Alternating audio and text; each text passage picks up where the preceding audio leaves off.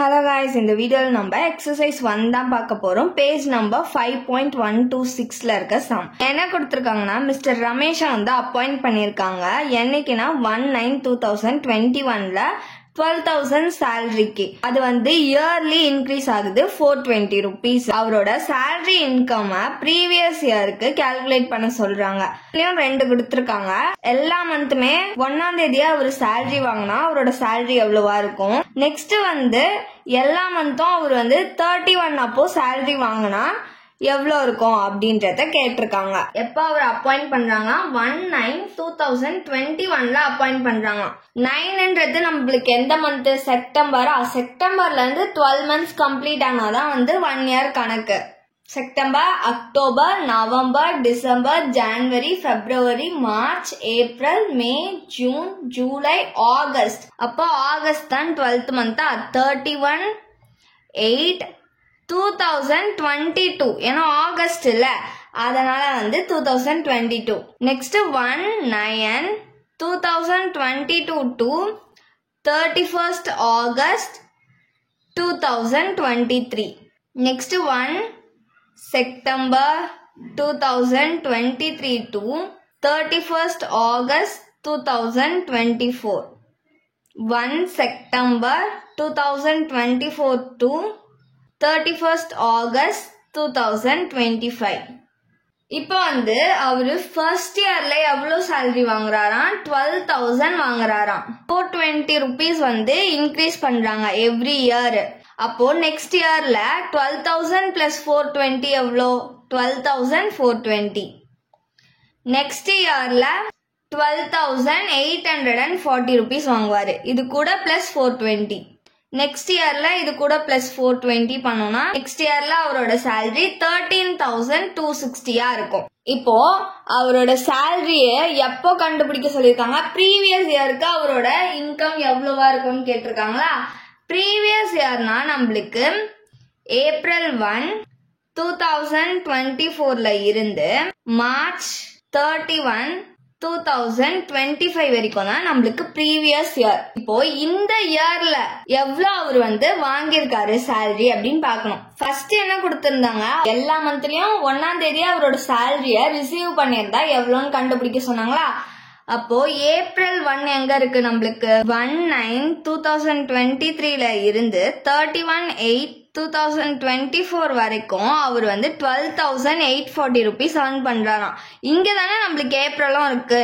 April 1 இருக்கு, மே 1, June 1, July 1, August 1, அதுக்கப்புறம் September 1. ஏன்னா ஆகஸ்டோட சேலரிய செப்டம்பர் 1 அன்னைக்கு தான் அவர் வாங்குவாரு.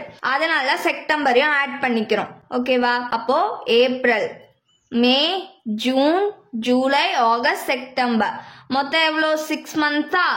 12,840 into 6. 12,840 into 6 பண்ணோம்னா நம்மளுக்கு 77,040 rupees கிடைக்கும். நெக்ஸ்ட் வந்து நம்மளுக்கு இயர் வந்து எப்ப முடியுது? ப்ரீவியஸ் இயர் 31st March 2025 முடியுது. இது வரைக்கும் அவர் எவ்வளவு வாங்கியிருக்காருன்னு பார்க்கணும். அக்டோபர்ல இருந்து மார்ச் 31 2025 வந்து இந்த இயர்ல தான் இருக்கு. இந்த இயர்ல அவர் எவ்வளவு வாங்குறாரா? 13,260 rupees வாங்குறாரு. அப்போ அக்டோபர், நவம்பர், டிசம்பர், ஜனவரி, பிப்ரவரி, மார்ச் 6 monthக்கு அவரோட சேலரி 13,260 இருக்கா? 13,260 into 6. இத மல்டிப்ளை பண்ணா நம்மளுக்கு 79,560 rupees கிடைக்கும். இது ரெண்டுத்தையும் ஆட் பண்ணிக்கலாம். இது ரெண்டுத்தையும் ஆட் பண்ணோம்னா 1,56,600 rupees கிடைக்கும். இதுதான் வந்து அவரோட சேலரி. நெக்ஸ்ட் வந்து என்ன கொஸ்டின் கேட்டிருந்தாங்க? அவரோட சேலரிய எல்லா மந்த்லயும் 31 அப்போ ரிசீவ் பண்ணியிருந்தா என் ப்ரீவியஸ் இயருக்கு அப்படின்னு கேட்டிருந்தாங்க. அவரோட ப்ரீவியஸ் இயர் ஏப்ரல் 1 2024ல இருந்து மார்ச் 31 2025 வரைக்குமா? ஏப்ரல் 1 இங்க இருக்கா. இந்த இயர்ல அவரு 12,840 rupees earn பண்றாரு பர் மந்த்துக்கு. அப்போ ஏப்ரல், மே, ஜூன், ஜூலை, ஆகஸ்ட் 31 அவரோட சேலரி அவர் ரிசீவ் பண்ணிருவாரு. அதனால 5 months தான். அவரோட salary வந்து 12,840 இருக்கு. 5 monthsக்கு earn பண்றாரு இந்த salary-ய. இது ரெண்டுத்தையும் மல்டிப்ளை பண்ணா நமக்கு 64,200 rupees கிடைக்கும். நெக்ஸ்ட் நமக்கு previous yearன்றது March 31 தான் முடியுது. ஆகஸ்ட் வரைக்கும் நம்ம வந்து கால்குலேட் பண்ணிட்டோம். ஆகஸ்டுக்கு அப்புறமா செப்டம்பர், அக்டோபர், நவம்பர், டிசம்பர், ஜனவரி, பிப்ரவரி, மார்ச் மொத்தம் வந்து 7 month. 7 monthக்கு அவரோட salary வந்து 13,260 இருக்கு per month. 13,260 into 7.